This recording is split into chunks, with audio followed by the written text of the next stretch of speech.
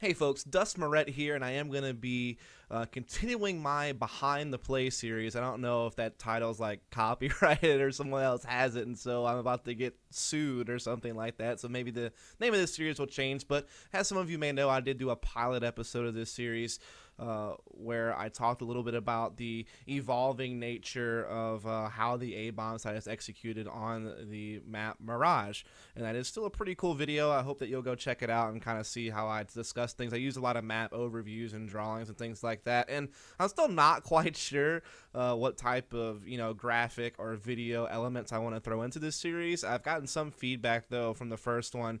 And so basically what this series is that I'll either talk about the meta of executing and defending a particular area of a map, or I will talk about a very just specific play that I think is really cool, or a specific strat or tactic that I've seen a team use that I think is neat, and just display it to you and maybe talk a little bit about it. And in this video, I actually saw this strat today, the day that I'm recording this video, and I actually had plans to use a completely different tactic, which I still have recorded, which I still will release at some point, probably next week. I'll probably try to do this behind the play thing at least once a week, and then also have some other content to try to make 2 or 3 videos a week, basically. But anyway, I saw this play today when I was casting the Season 7 Pro League for CEVO and MLG. It was a matchup between Virtus Pro and Mousesports, and typically on Cobble, which is one of the maps that do probably have some of the more opportunities for teams to get rounds. Dust 2, one of the other big examples, probably the biggest example. That's probably the map that teams have the most success on.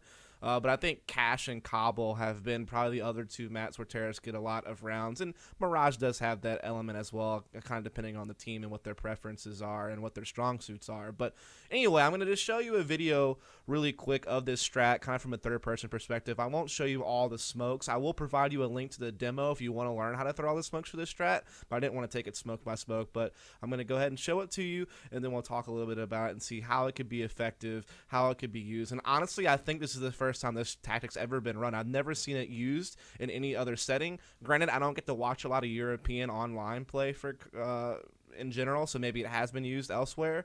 But at least in the North American League, I've never really seen it used, and I haven't seen it on LAN either. So maybe this is new, maybe I'm wrong, but I think it's a cool tactic, so let's check it out. So in this round, we're going to see Virtus Pro against Mousesports. And they're not known to be a crazy good Cobble team. In fact, I think they've only played it 6 times offline in 2015, only 2 victories. So not a crazy good Cobble team, but you see a pretty cool tactic here from Virtus Pro, as they're going to be all outside over here at Long A. They're going to set up a wall of smokes to block off any vision from people rotating from the B side or the connector to be able to spot them crossing into the site. Now, the only real problem on how this tactic unfolds is they never spot out Dennis, as you can see, just kind of hiding up there in the corner.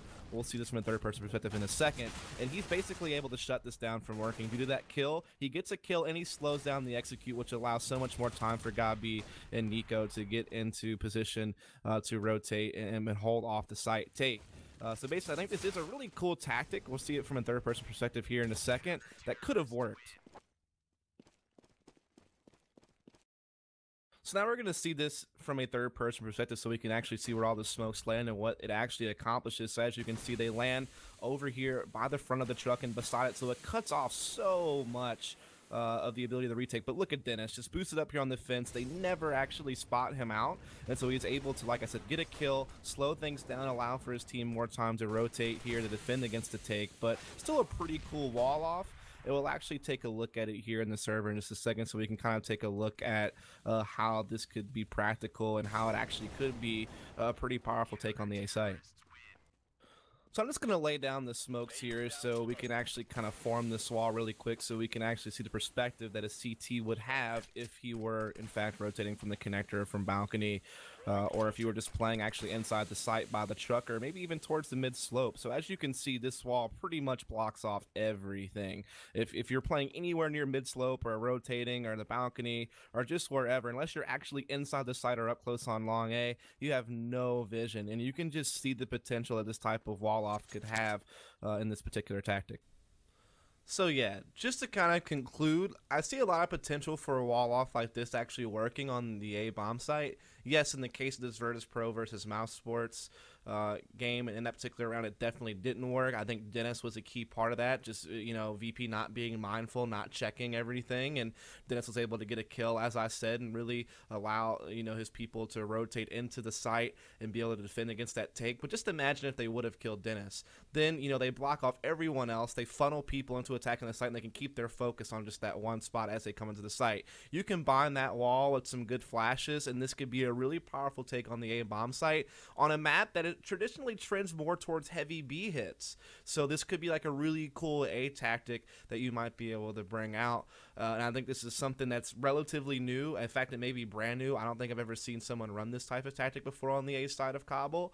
There's plenty of other spots where wall offs like this work, like Mirage inside the center of the A-bomb site. Even on Cash, there's different smoke walls you can do on the A-bomb side as well. So there's definitely other walls of smokes, like Nuke used to use it famously as terrorists to get outside.